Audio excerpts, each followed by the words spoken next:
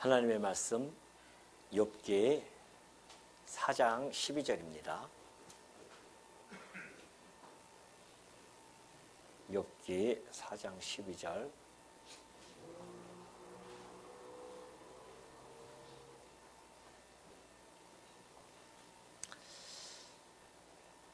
어떤 말씀이 내게 가만히 이르고 그 가느다란 소리가 내 귀에 들렸었나니 사람이 깊이 잠들 즈음 내가 그 밤에 본 환상으로 말미암아 생각이 번거로울 때에 두려움과 떨림이 내게 이르러서 모든 뼈마디가 흔들렸느니라. 그때의 영이 내 앞으로 지나매 내 몸에 털이 쭈뼛하였느니라. 그 영이 서 있는데 나는 그 형상을 알아보지는 못하여도 오직 한 형상이 내 눈앞에 있었느니라. 그때에 내가 조용한 중에 한 목소리를 들으니 사람이 어찌 하나님보다 의롭겠느냐? 사람이 어찌 그 창조하신 이보다 깨끗하겠느냐? 하나님은 그의 종이라도 그대로 믿지 아니하시며 그의 천사라도 미련하다 하시나니 하물며 흙집에 살며 티끌로 털을 삼고 하루살이 앞에서라도 무너질 자이겠느냐? 아침과 저녁 사이에 부스러져 가루가 되며 영원히 사라지되 기억하는 자가 없으리라. 장막줄이 그들에게서 뽑히지 아니하겠느냐? 그들은 지혜가 없이 죽느니라. 21절까지 봉독해 드렸습니다. 예, 우리는 지금 하나님 앞에서 정말 온전하고 정직했던 그 욥이 사단의 시험에 들게 되어져서 엄청난 고난을 당하는 그런 내용을 살펴본 바가 있었습니다. 마침내 욥은 그 지속되어지는 고통 속에서 견디지 못하고 자기의 생일과 또 자기가 차라리 태어나지 않았으면 하는 그러한 바람, 더 나아가서는 지금이라도 참 죽었으면 좋겠다라고 하는 그런 동경을 갖는 내용을 3장에서 토로한 바가 있죠. 이러한 탄식 소리를 들은 엘리바스는 이렇게 4장부터 거기에 대해서 반박을 하면서요, 욥이 어떠한 이유 없이 지금 고난을 당하는 것이 아니라 너의 죄로 인해서 고난을 당하기 때문에 그 죄를 회개하고 하나님께 나아가라고 하는 그러한 취지의 생각을 가지고 지금 4장을 진술해 가고 있는 중이죠. 그래서 지난 시간에 우리가 살펴보았듯이 4장 1절부터 11절까지 보면은 이 땅에 이 인과응보라고 하는 것을 아주 현세적으로 또는 기계적으로 막 짜맞추는 겁니다. 그러니까 욥의 그런 특수한 상황에도 불구하고 그냥 현세적으로 이루어지고 있는 사람들이 보편적으로 알고 있는 인과응보, 네가 또 상선벌악 이런 것들을 가지고서는 그렇게 어떤 도식적으로 딱딱 맞춰서 대입을 해가지고서는 적용을 시키는 거죠. 사실 우리가 이런 것들이 우리가 이 땅에 살아가면서 우리도 쉽게 실수하는 그러한 일이 아닐 수 없습니다. 그래서 우리도 어떻게 보면은 어떠한 일 사건을 바라보면서 우리가 가지고 있는 말씀을 가지고 그대로 대비시키시면서 그렇게 혹시 권면한다고 하면서도 우리가 실수하지는 않는지를 우리가 이런 엘리바스의 조언을 통하여서 다시 한번 곰곰이 생각할 수 있는 시간을 우리가 갖게 되어집니다. 오늘 계속해서 이제 12절부터 21절까지는 1절부터 11절까지 했던 자기의 주장이 타당하다는 것을 증명해 줍니다. 그것을 어떤 이제 논증이죠. 증거를 가지고서는 내 말이 맞다는 것을 보여주는 겁니다. 이것은 어떻게 보면 이제 욥이 자기의 체험을 가지고서 이야기하거든요. 그러니까 그 체험에다가 그 체험을 가지고 좀 설명해 나가는 것은 자기가 하고 있는 모든 주장에 신적인 권위가 있음을 욥에게 전파하고 싶어서 지금 이 4장 12절부터 자기의 경험담을 설명해 가고 있는 겁니다. 자, 한번 볼까요? 11절 보면 그래. 어떤 말씀이 내게 가만히 이르고 그 가느다란 소리가 내 귀에 들렸었나니 그러지 않습니까? 그러니까 지금 이 환상을 보는 거죠. 13절에 보듯이 사람이 깊이 잠들 즈음 내가 그 밤에 본 환상으로 말미암아 생각이 막 번거로워요. 그때 영이 15절 보면은 그때의 영이 내 앞으로 휙 지나갑니다. 엘리바스 앞으로 싹 지나가요. 그때 자기 몸이 털이 쭈뼛 탔다는 겁니다. 그러니까 그 환상을 보는 그 상황을 지금 하나하나씩 설명해 가고 있는 거죠. 그러면서 이제 조용한 중에 아주 조용할 때 그때 한 목소리를 엘리바스가 들었다는 겁니다. 그러면서 이제 17절부터는 그 목소리의 음성을 들려주는 거죠. 자, 여기 보면은 어떻게 보면 그래요. 어떤 말씀 이렇게 참 그 환상의 근거가 사실은 불분명합니다. 불투명하죠. 우리 선지서 같은 데 보면은 하나님의 말씀이 이렇게 하든가 하나님의 영이 지나간다거나 이렇게 하면은 확고하게 나타날 수가 있는데 어떤 말씀이 혹은 한 영이 이렇게 이제 이야기함으로 말미암아 그래서 이제 이 말씀이 과연 하나님의 말씀이냐 아니면은 사단의 이야기냐 이런 것들 가지고서 한동안 이 학계에서는 많이 부딪히고 있거든요. 지금도 여전히 하나의 그러한 화제거리가 되어져서는 지금 서로가 대립되어진 그런 관계에 있습니다. 오늘 우리는 이제 거기까지는 들어갈 필요는 없고요. 어떠한 이 말씀을 내용을 보면은 엘리바스가 물론 단편적인 그러한 이야기를 하고 있지만은 그래도 그럼에도 불구하고 이 말씀이 우리들에게는 깊이 생각할 수 있는 그런 말씀에는 틀림이 없습니다. 그렇기 때문에 그러한 것을 우리가 전제로 해서 하나하나 좀 살펴보고자 한 겁니다. 자, 17절 한번 볼까요? 자, 그 조용한 중에 한 목소리가 들리는데 그 목소리가 뭐라고 이야기하는지 한번 들어봅시다. 사람이 어찌 하나님보다 의롭겠느냐? 사람이 어찌 그 창조하신 이보다 깨끗하겠느냐 그래요. 그러죠. 우리 인생이라고 하는 것이 이렇게 좀 설명해 주고 있습니다. 우리 인간이죠. 인간에 대해서 이 조용한 한 목소리가 너무나 잘 설명해 주고 있습니다. 인간은 불의하다는 겁니다. 이것이 이제 지금 17절에서 나타나는 바죠. 하나님 보다가 아니라 여기서 이제 하나님 보다로 이렇게 나타나 있지만은 좀 더 의미적으로 해석을 하면은 하나님 앞에서입니다. 하나님 앞에서 의롭다 할 자가 누가 있겠느냐, 의롭겠느냐 그런 이야기죠. 하나님보다 의롭다고 하는 것은 어떤 비교하는 그러한 비교법이 있잖아요. 하나님하고 인간하고 비교하는 그런 것이기 때문에 이런 비교급 해석보다는 만약에 이렇게 해석이 되어지면은 그 기준점이 하나님은 그 의로움의 기준이신데 오히려 의로움을 가지고 하나님을 측량하는 그런 우를 범하는 겁니다. 그래서 하나님 앞에 그리고 또 밑에 두 하반절도 그러죠. 그 창조하신 이보다가 아니라 창조하신 그 하나님 앞에서 우리가 깨끗하겠느냐 그런 거죠. 한마디로 인간은 불의하지 아니하느냐 그러죠. 이거는 이제 성경 전반적으로 깔려 있는 기본적인 사상이죠. 바울도 의인은 없나니 하나도 없다고 했고요. 성경 전체적인 사상이 그렇습니다. 우리 인간들은 불의한 존재라고 그렇게 잘 설명해 주고 있죠. 그렇기 때문에 우리가 이 인간의 이 불의함을 여기서 설명하는 것은 보편적으로 우리가 알 수 있는 그러한 진리이면은 틀림이 없습니다. 그래서 지금 이 성경 전체가 사실은 이제 우리가 처음에 서론에 제가 말씀드렸듯이 신정론, 하나님 정말 의로우신 분인가라고 하는 어떤 문제 제기도 있었고 그런 커다란 문제 의식을 가지고 우리가 좀 욕기를 보고 있는데 여기서는 지금 인정론입니다. 그죠? 인간이 의로운가? 그러니까 물론 욥도 자기가 의롭다고 생각하지는 않아요. 근원적인 의 때문에 괴로워하는 건 아니거든요. 지금 욥이 괴로워하는 것은 탄식하는 것은 내가 까닭 없이 이렇게 고난을 지금 당하고 있는데 그 까닭 없는 고난에 대한 괴로움이거든요. 그 고통 자체에 대한 괴로움도 있고요. 그렇기 때문에 지금 이 엘리바스가 주장하는 것처럼 욥이 근원적인 의 때문에 괴로워하거나 탄식하는 것은 결코 아닌데 지금 엘리바스는 그 근원을 끌고 가는 거거든요.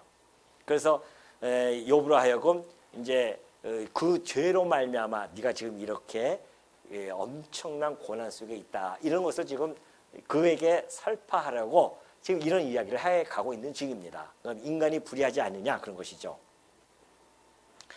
그러면서 18절 보면 그래요. 하나님은 그의 종이라도 그대로 믿지 아니하시며 그의 천사로도 미련하다 하시나니 하물며 흙집에 살며 티끌로 털을 삼고 하루살이 앞에서라도 무너질 자이겠느냐 그래요. 자, 이 천사라고 하는 것은 인간보다 아주 우월한 존재로 인식되고 있는 존재들이죠. 그래서 이 하나님의 이 천사들, 곧 하나님이 부리는 종입니다. 그러한 천사조차도 하나님께서는 믿지 아니하신다는 겁니다. 뿐만이 아니라 그 천사도 미련하다 그렇게 한다는 이야기죠. 그러니까 그 천사조차도 하나님 앞에서는 높이 평가될 수 없는 존재들인데 하물며 그런 이야기입니다. 그 천사들조차도 역시 허물이 있다고 한다면 하물며 흙과 이 흙집에 살며 티끌로 털을 삼고 하루살이 앞에서라도 무너질 자이겠느냐 그런 이야기죠. 왜 이걸 보면은 하나님 곧 창조주이신 하나님과 피조물들 간에 절대적인 간극이 있으면 충분히 우리가 알 수가 있습니다. 이건 우리가 하나님과 우리는 존재 자체가 다르기 때문에 이거는 뭐 엄청난 간극이 있죠. 그걸 인정하지 못하면은 인간들이 자꾸만 천사를 숭배한다거나 또 사탄을 숭배하는 그러한 아주 어리석은 자들이 나타나는 겁니다. 근데 지금도 막 사탄 숭배자들이 있거든요. 그런 자들이 하나님에 대해서 모르니까 그래요. 사탄도 하나님의 피조물 존재일 뿐인데 불구하고 그 피조물을 만드신 하나님을 이렇게 주목하지 아니하고 그 피조물 창조주이신 하나님의 종으로 사용되어지는 그 피조물들에게 주목하는 이것이 가장 어리석음입니다. 하나님 그걸 제일 싫어하시잖아요. 나 외에 다른 신을 만들지 말라, 다른 형상을 만들지 말라 이런 이야기들은 하나님께서 창조주이시고 인간이 만든 모든 것들은 다 피조되어진 것들이기 때문에 하나님과 피조물 간에는 엄청난 간극이 있으니까 그걸 하나님처럼 우상을 섬기지 말라는 겁니다. 그것이 이제 하나님이 제일 싫어하는 것 중에 하나이기 때문에 나 외에 다른 신을 섬기지 말라 했던 것이죠. 그러니 그 하나님이 부리는 천사들조차도 하나님과는 비교할 수 없는 그러한 존재로 여기지는데 그렇다고 한다면 우리 인간보다도 사실은 천사는 더 뛰어난 영물이죠. 이 천상에서 살고 있으며 불멸의 존재입니다. 우리는 다 한 번 죽지 않습니까? 그러나 천사들은 죽음이 없어요. 그러니까 그러한 존재임에도 불구하고 만약에 허물이 있다고 한다면 흙과 티끌로 이 빚어진 우리 인간의 이 비참함, 이 연약한 존재들이야 어떻겠냐는 것입니다. 이것이 이제 17절의 말씀이에요. 18절이죠. 그리고 19절까지의 말씀입니다. 하물며 흙집에 살며 티끌로 털을 삼고, 그러니까 흙집에 산다고 하는 것은 우리 초가집처럼 흙을 짓고 살아가는 것이 아니라 우리 육체를 이야기합니다. 우리가 흙으로 만들어졌고요. 흙의 기반으로 살아가는 존재들이라는 것이죠. 그러니 하루살이 앞에서 또 무너질 자입니다. 우리가 지금은 지금까지 이렇게 인생을 이렇게 60, 70년 살아오시지만은 사실은 우리의 인생은 하루살이와 같은 인생입니다. 그걸 20절에서 너무나 잘 보여주고 있지 않습니까? 아침과 저녁 사이에 부스러져 가루가 되어져서 영원히 사라질 존재들입니다.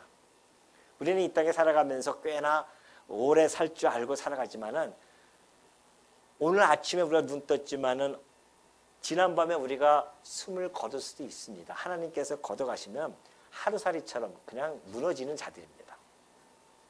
지금까지 내가 살아왔으니까 앞으로도 내가 얼마까지 인생이 보장되어졌다고 우리는 이야기할 수 없습니다. 우리의 생명은 하나님 손에 달려있기 때문에 그래요. 오늘 밤이라도 하나님이 우리를 걷어가시면 우리는 하루살이처럼 오늘 가는 겁니다. 그러한 존재라는 것이죠. 그렇기 때문에 우리가 교만하거나 우리가 오만하거나 그럴 존재가 결코 아님을 너무나 잘 보여주고 있어요. 그러니 우리가 영원히 사라지면은 기억하는 자가 없다는 겁니다. 우리를 기억하는 자들은 한 2대 정도까지는 우리를 기억할 수 있습니다. 우리 손주까지는 나를 기억할 수 있겠어요. 그러나 그 다음 우리 자손들로는 몰라요. 저도 우리 할아버지 얼굴도 못 보고 우리 아버지, 우리 할아버지, 증조 할아버지 더 모르죠. 기억도 안 납니다. 기억하지도 않고요. 우리가 그런 존재라니까요. 그러니까 아무것도 아니란 존재죠. 그러니 장막줄이 그들에게서 뽑히지 아니하겠느냐? 그들은 지혜가 없이 죽느니라. 장막줄, 장막이라고 하는 것은 뭡니까? 장막을 이렇게 장막이 세워지면 줄이 없으면 이렇게 줄로 이렇게 묶지 않으면은 이 장막이 세워질 수가 없죠. 나무에다 딱 해놓고서는. 그럼 장막 줄이 없으면 그냥 이게 존재할 수가 없어요. 줄이 있기 때문에 장막이 있는 겁니다. 그러니까 우리가 생명줄이라고 하는 것은 이거 생명줄 딱 걷어가 버리면 육체는 그냥 무너져 버릴 수밖에 없는 그런 존재임을 잘 보여주고 있죠. 그것이 이제 20절에서 21절에 우리의 인간의 한계성을 잘 보여주는 그런 내용입니다. 우리가 아까 19절에서 얘기했듯이 흙집에 살고 있다고 하는 것은 우리의 연약함을 이야기합니다. 이게 이제 19절의 말씀이에요. 우리 연약함, 흙집에 살고 티끌 속에서 우리가 존재하는 그런 존재라는 것을 아주 연약한 존재들이죠. 그리고 우리의 한계성을 잘 보여주고 있어요. 지금 한계성인데 육체적인 한계성과 우리 정신적인 한계성을 잘 보여주고 있습니다. 그 한계성이라는 것은 이제 유한적이죠. 우리 인간은 유한적인 존재들이다. 이것을 잘 설명해주고 있는데 20절에서 보면 그래요. 우리 육체는 장막과 같은 것들입니다. 그러니까 얼마나 한계가 있습니까? 그럼 무너질 수밖에 없는. 또 이 정신적도 지혜가 없이 죽어요. 그들은 지혜가 없이 죽어요. 어디서부터 왔고 어디로 우리가 가는지 모릅니다. 그러니까 오늘 이 엘리바스를 통해서 그 조용한 목소리가 17절부터 들려오는데 21절까지 들려오는 이 조용한 목소리, 인간에 대한 이 평가, 이것은 우리가 알고 있는 그러한 진리와도 같은 겁니다. 그래서 이 엘리바스의 이 체험적 진술이 진정성은 있는 겁니다. 그러나 그 진정성이 있지만은 그러나 이것을 가지고서는 타인을 정죄할 수는 없어요. 다시 말해서 특수 상황에 있는 그 욥에게 적용시킬 수는 없습니다. 이것 때문에 지금 욥이 고난을 당하는 것은 아니기 때문에 그래요. 그러니까 까닭없이 지금 사단에게 얻어 걸려가지고 지금 고난 받는 거 아닙니까? 더 나아가서는 하나님께서 그걸 또 허락해요. 물론 우리가 서론에 얘기했지만은 하나님은 더 큰 그림을 가지고 욥에게 그 고난을 허락했지만 말이죠. 그러니까는 그렇지만은 이 엘리바스는 욥이 당하는 그 고난을 인간의 이라는 것을 가지고 근본적인 걸 가지고서는 접근을 하는 거란 말입니다.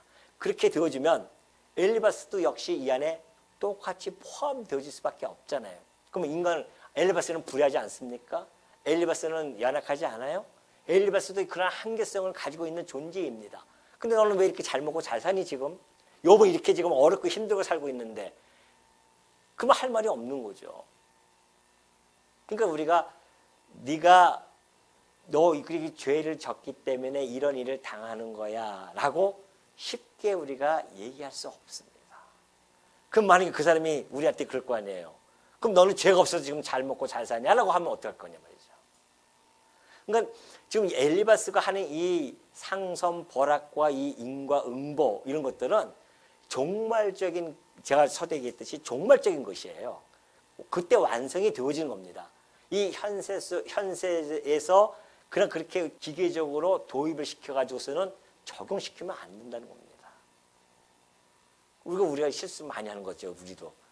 그러니까 이러한 것들, 엘리바스가 이러한 논리를 가지고 지금 접근하는 자체가 잘못됐다. 그러나 이 사건 자체는 단편적으로 보더라도 이건 진리의 사건 아닙니까? 인간은 불의하고 연약한 존재이며 한계성을 가진 자들이다. 이것은 틀림없는 사실이죠. 저는 오늘 이 말씀을 이렇게 쭉 보면서 연구하면서 정말 너무 좀 감격스러운 면이 하나 있었습니다. 왜냐하면 이 말씀 속에서 이게 17절부터 21절까지의 말씀인데 이 말씀 속에서 발견한 것이 하나 있었어요. 혹시 여러분은 무엇을 발견하셨습니까? 이 말씀을 보시면서 집에서 한 번씩 다 보고 오셨을 거 아니에요, 그죠? 무엇을 발견하셨어요? 이 말씀에서 아 맞아, 인간은 참 뭐예요? 인간은 뭐라고요? 덧없다. 인간은 참 덧없구나. 우리 인생이라고 하는 것이 이렇게 덧없는 인생이다. 너무나 그리고 유한적이며 덧없는, 그래서 우리 인간은 인생 무상이로다 라고 그렇게 혹시 발견하셨습니까? 그렇게 발견하셨어요? 저는 이 말씀 속에서 예수 그리스도를 발견하게 됩니다. 이 말씀 속에서. 왜 그랬을까요? 그리고 예수 그리스도를 발견하면서 너무나 감격스러웠어요. 맞아요. 엘리바스의 귀 속으로 들려오는 그 조용한 목소리의 그 내용은 우리들이 충분히 공감할 수 있는 내용들입니다. 그런데 성도에게는 맞아요, 틀려요? 아니에요. 정말 우리가 하나님의 그 크신 은혜와 자비하심을 깨닫는 그런 시간이 아니할 수가 없었어요. 맞다. 이게 얼마나 덧없습니까? 인생 무상이죠. 그래서 많은 사람들이 어떠한 인생의 그 허무함을 느껴서 허무주의에 빠지기도 하고요. 그러다 보니까 막 염세에 빠지기도 하고. 얼마나 많으면 그렇게 살아갑니까? 그런데 우리는 이 모든 것들을 하나님 안에서 예수 그리스도 안에서 이 모든 것들을 다 어떻게 해요? 극복을 했다는 거 아니겠습니까? 이것이 우리들에게는 너무나 큰 감동이었어요. 너무나 저에게는 큰 감동이었습니다. 맞다. 내가 불의한 자인인데 우리는 예수 그리스도를 통하여 의롭다. 칭의를 얻습니다. 우리 의롭다고 칭의함을 얻었잖아요. 이들이 주장하는 것이 맞기도 하지만 그러나 이것이 이 현세적에서 다 동일하게 나타나지는 않습니다. 성도들에게는 벗어난 이야기라는 거예요. 이게 모든 것들이.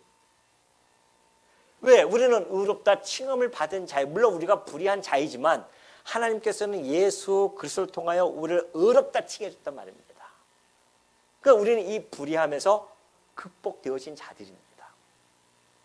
물론 불의함 존재를 가지고 이 육체를 가지고 살아가지만 그러나 우리의 이제 이 본질은 바뀌었어요. 의와 진리와 거룩함의 그 새 사람으로 바뀌었단 말입니다. 본질이 바뀌었어요. 이제는 불의한 본질이 이제 아니에요. 그리스도 안에 있는 자들은 의로운 본질로 바뀌었단 말입니다. 연약해요. 우리가 얼마나 연약합니까? 바울이 얼마나 그런 멋지러진 이야기를 합니까? 우리가 연약하지만 실상은 우리가 보다 강한 자입니다. 우리는 이제 얼마나 강한지 몰라요. 우리의 육체는 물론 약합니다. 그러나 내 안에서 힘 주시는 예수 그리스도께서 주시는 그 힘을 가지고 우리는 살아가는 존재들입니다. 얼마나 강한 줄 아십니까? 세상이 감당할 수 없는 만큼 강한 자들이 됐습니다. 세상이 감당할 수 없어요. 어떠한 시련과 어떠한 고난이 온다 할지라도 우리가 결코 거기에 좌절하거나 낙심하거나 실망하지 않는다는 겁니다. 하나님으로부터 하늘로부터 오는 그 힘을 가지고 견뎌내고 살아간다는 것이죠. 그래서 우리는 육신은 약하게 보여요. 그러나 실상은 우리는 강한 자입니다. 우리는 이 한계성을 가지고 덧없이 살아가는 존재들입니다. 육체적으로나 정신적으로나. 그러나 우리의 육체는 이제 무엇으로 바뀝니까? 부활체예요. 하나님이 우리에게 부활체를 주신다고 약속해 줬기 때문에 이것은 확고하게 우리가 부활로 바뀔 수 있는 그런 보증을 받은 자들입니다. 우리는 덧없는 것이 아니라 영원한 것을 가진직한 자들입니다. 그래서 우리의 삶은 이제는 영원에 잇대어 살아가는 존재들이에요. 우리가 부활체를 우리는 확고히 받았기 때문에, 약속을 받았기 때문에 그 약속은 이미 이루어진 거나 다름없어요. 하나님의 약속은 항상 완료형이에요. 왜요? 당연히 이루어지기 때문에. 그러니까 우리는 이러한 영원성을 가지고 있는 자들입니다. 정신적으로 이들은 지혜가 없어요. 그래서 어디서 왔다 어디로 간지도 모릅니다. 그러나 우리는 구원에 관한 지혜를 간직한 자들입니다. 구원에 관한 지혜.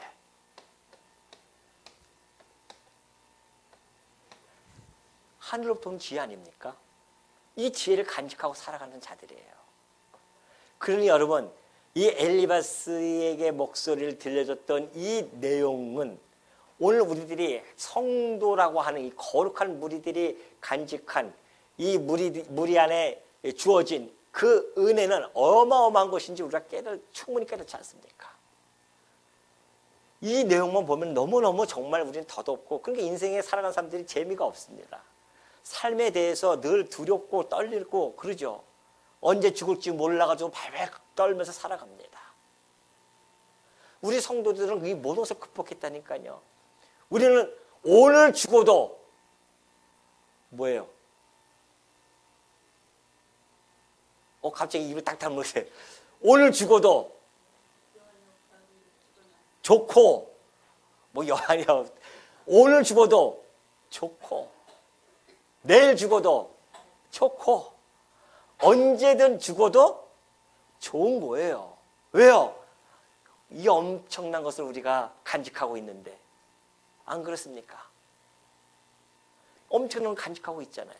그러니까 우리의 삶이 오늘 하루 살아가는 것이 얼마나 역동적이고 힘있게 살아갈 수 있겠냐 말이죠. 성도에게 주어진 오늘 하루의 삶, 하나님께서 내게 오늘 주어진 이 의롭다 칭해 주시는 그 하나님 아버지께서 당신의 자녀를 보살펴 주시면서 이 연약한 이 육체를 가지고 있지만은 비록 하나님은 우리에게 강함을 허락하여 주사 그 어떠한 대적도 싸우면서 나갈 수 있는 힘을 주셨고, 우리에게 영혼을 잇대어 살 수 있는 이 부활의 체에 대한 것을, 부활의 소망을 갖게 해주셔서 이 땅에 살아가는 것이 허무하고 덧없는 것이 아니라 이 땅에 살아있는 동안 무한한 가치를 가진 존재로서 하나님이 뜻하신 것, 목적하신 것을 향해서 오늘도 우리는 한 걸음 한 걸음 살아간다. 그러니 오늘 하루의 삶의 존재의 그 의미가 우리에게는 얼마나 가치로운 거는 말이죠. 하나님의 영광을 위하여, 죽으나 사나 오로지 하나님 영광을 위하여 살아간다고 하는 우리 성도들에게 주신 이 엄청난 이 은혜를 우리가 어떻게 마음속에 간직하고 있겠냐 말이죠. 하나님께 감사와 찬양이 안 나오겠습니까? 그러니 오늘 엘리바스가 들었던 이 목소리에 우리는 거기에 빨려 들어가는 것이 아니라 이걸 바라보면서 이 모든 것로부터 우리를 건져주신 우리 주 예수 그리스도를 그 이 지면 안에서 발견할 수가 있는 겁니다. 그러니 이 말씀을 읽으면서 아이고 덧없다가 아니라 뭐예요? 감사합니다. 당신이 하나님의 아들 예수 그리스도를 이 땅에 보내주셔서 우리를 덧없는 인생이 아닌 무한한 가치로운 인생으로 삼아주셨사오니 우리가 그 가치로움을 가지고 살아가는 존재라니 도대체 우리가 무슨 존재인데, 무엇이간데, 흙집에 살고 있는 그런 존재인데, 이 질그릇과 같은 이곳에 하나님의 이 보배를 담아주셔가지고서는 어쩌자고 나를 이렇게 영원한 삶 속을 인도해 주신, 영원한 생명을 허락해 주셨는지, 영원한 기업에 왕노릇하며 살아갈 수 있게 해주셨는지, 한없이 우리는 감격하고 감동하면서 살아가도 모자라는 시간이라는 겁니다. 혹시 오늘도 여러분들 아이고 힘들어, 이 세상이 도대체 뭔지 참 덧없다라고 성도답지 않은 언어를 가지고 혹시 오늘 사용하면서 살아오시지는 않았습니까? 그런 분이 계시다고 한다면 다시 한번 힘을 얻으시기 바랍니다. 우리는 그런 존재가 아니라니까요. 우리에게는 하나님이 우리 아버지라고 하는, 그래서 하나님의 자녀가 되는 그 권세로서의 그 가치로움을 우리에게 주신 겁니다. 그 권세를 가진 성도들, 오늘 가나 내일이나 우리들에게는 오로지 하나님을 향하여 간다고 하는 것을 잊지 마시고, 이 세상 사람들이 빠져있는 이런 곳에 빠져있는 것이 아니라 우리에게 주신 이 엄청난 것에 우리가 가치를 가지고 살아가는 우리 주의 종들 되어주시기를 당부드립니다.